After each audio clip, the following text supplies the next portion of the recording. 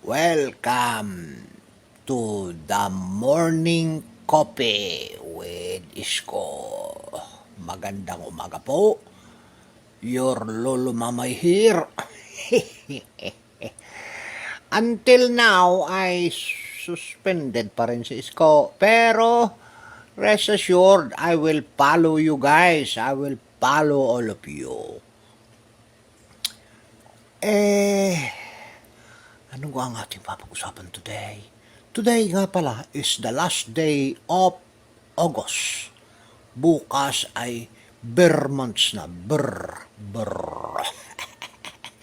Kakanta na uli si Jackie Chan. Sadyang ngayon, paikot-ikot lamang ang ating panahon. Ano na naman, patapos na naman itong 2023. Malapit na uli. Ang malungkot na rin tayo, magbabayad na naman ng ating mga buwes.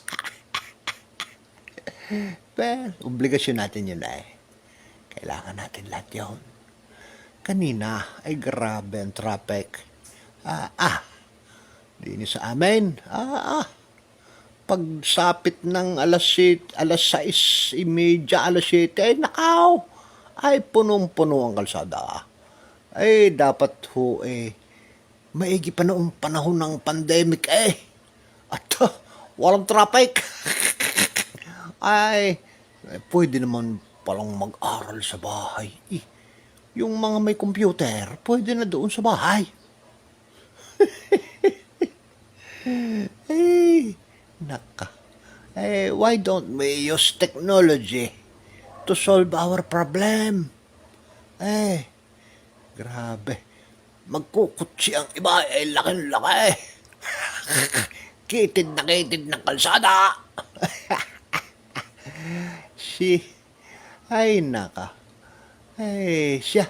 Ito sa ating nung ilang araw, medyo nalungkot si Isko gawa na ang siya ay sinuspend ni Meta. Kaya nawala ng gana sa paggagawa ng anyway, sadyang gayon pag nasa ibang lugar tayo nasunod. Pag dito sa atin, bahala na. O nga pala, congratulations India to landing your Chandrayaan 1 3 sa South Pole of the Moon. Very good job. Ang Pilipinas kaya kailan?